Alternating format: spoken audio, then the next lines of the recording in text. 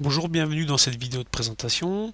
Elle vous permettra de réaliser la conception 3D de votre roue pour votre robot Cybertech. On utilisera pour cela le logiciel SolidWorks. Voilà, le logiciel SolidWorks est lancé. Tout en haut de l'écran, on clique à côté de la petite feuille sur Nouveau. On choisit Pièce et on valide par OK.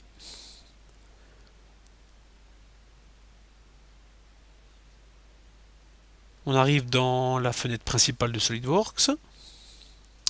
Nous allons utiliser l'onglet Esquisse qui va nous permettre de tracer.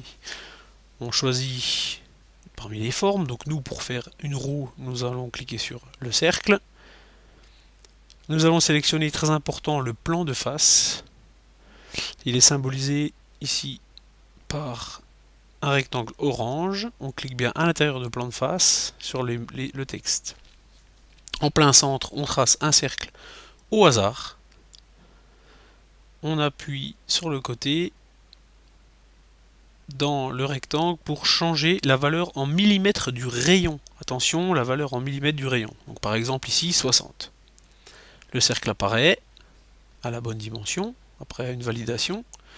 On peut aussi donner le dimension par la fonction cotation intelligente. On clique sur cotation intelligente donc et on vient positionner la dimension, la cote que l'on peut modifier ou laisser ainsi. Voilà.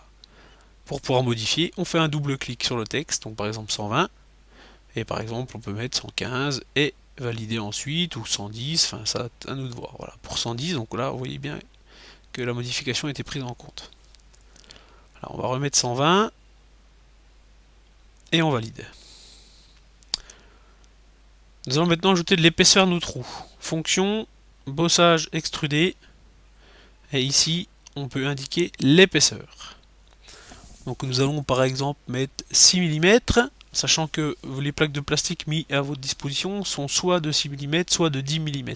On valide, notre pièce est réalisée en 3D, on la fait tourner en cliquant sur la molette centrale de la souris. Et ici sur le côté, vous avez un arbre de création, vous pouvez tout reprendre. On peut éditer l'esquisse ou la fonction. Clic droit, on choisit éditer l'esquisse. Donc on a l'esquisse qui apparaît. Je peux à nouveau modifier mon diamètre ou je pourrais modifier ma forme. Valider, enfin etc. Donc là je vais laisser, on va mettre une petite valeur de 115 par exemple. On va valider. Et pour tout reconstruire, on clique sur le feu ici, vert et rouge tout en haut de l'écran. Voilà, tout se reconstruit. On peut aussi également éditer la fonction. Donc clic droit, éditer la fonction. Et là on peut changer l'épaisseur, si par exemple on s'est trompé. Donc là maintenant je vais changer, je vais mettre 10 mm pour une roue plus épaisse. Je valide.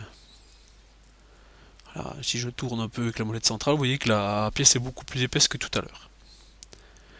Alors, on va utiliser les outils zoom ici, donc zoom au mieux, zoom fenêtre.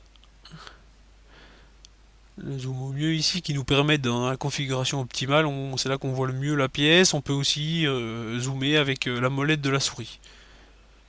Ici, il y a un outil intéressant qui vous permet de mettre les vues de dessus, sur le côté, etc. Mais surtout la vue de face qui est en plein centre. Donc là, la pièce est bien positionnée face à vous.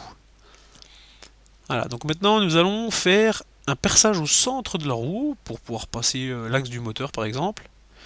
Donc l'ordinateur nous demande sur quelle face on veut dessiner. On clique sur la partie grise de la roue ici, pour l'instant c'est gris, n'importe où. Et maintenant on vient cliquer au centre pour définir nos cercles.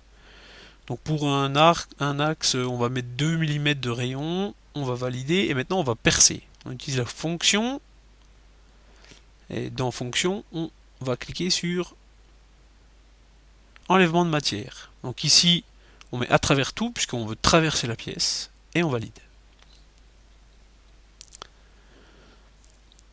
La roue est percée, on peut la tourner, vous allez voir que le trou traverse la pièce de part en part et donc on a fini le perçage. On se remet en vue de face. On va pouvoir passer à éventuellement des motifs, donc des esquisses qui vont représenter des rayons de roue, des choses comme ça.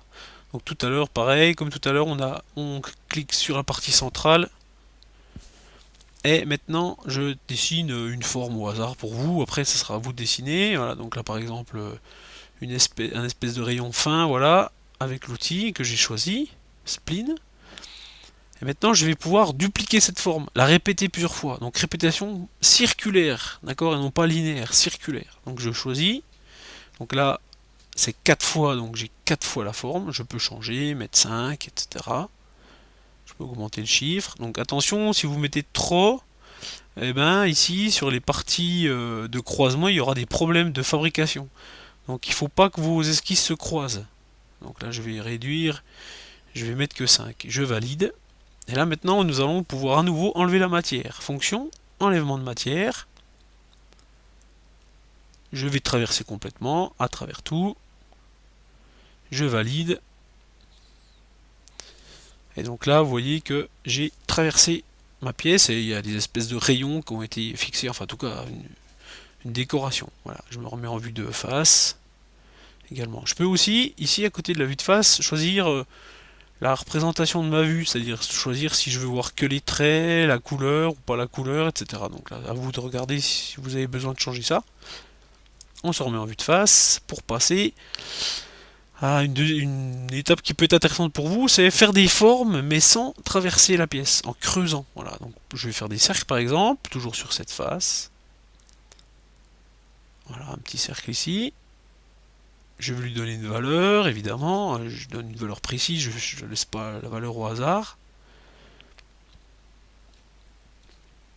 Et maintenant, je vais positionner ce cercle. Donc j'utilise la fonction cotation intelligente qui va me permettre de déterminer, par exemple, la distance entre le centre de la roue et le centre de ce cercle que je viens de tracer. Donc je vais mettre un chiffre également qui pourrait être dans un plan, par exemple. Et je valide. Je vais dupliquer cette forme de manière circulaire comme tout à l'heure. Je vais faire une répétition circulaire. Voilà, alors là bon je regarde, je lui dis ce que je veux dupliquer évidemment. Là il y a des problèmes de croisement donc ça va pas. Si j'en mets moins c'est pareil. Donc je vais en mettre plus. Voilà, en mettant 5 c'est bon, on n'a pas de chevauchement, donc je vais valider comme ça. Et maintenant quand je vais dans fonction, je vais toujours choisir enlèvement de matière, mais je vais pas mettre à travers tout, je vais laisser à borgne, et je vais choisir la profondeur. Donc par exemple si je mets 3 mm par exemple, et je valide. Alors là, maintenant si on tourne la pièce, on voit que voilà, il y a eu une partie enlevée, une matière enlevée, mais qui n'est pas traversante. Voilà, donc là ma roue, on va dire qu'elle peut terminer comme ça. Et il y aura 2 roues à fabriquer. Alors je peux mettre une couleur à ma roue. Donc clic droit tout en haut, apparence. Et là je peux ici choisir dans les couleurs. Alors il y a du standard, il y a du brillant, il y a du transparent. Donc je choisis ma couleur. Donc évidemment ça sera la couleur pour le projet en 3D sur la fabrication dans la machine. On mettra des plaques de plastique suivant les plastiques que je mets à votre disposition. Toutes les couleurs n'existent pas. Voilà, je me remets en vue de face. J'ai choisi cette couleur-ci. Et je peux faire pareil mais pour éditer le matériau. Donc éditer le matériau. Ici vous avez un menu qui apparaît avec différentes choses, on va le réduire, et vous tout en bas vous allez avoir un menu collège dans lequel vous allez pouvoir trouver le matériau PVC expansé. Moi je ne l'ai pas ici à l'écran, mais vous en avez un qui s'appelle PVC expansé. Vous mettrez appliquer,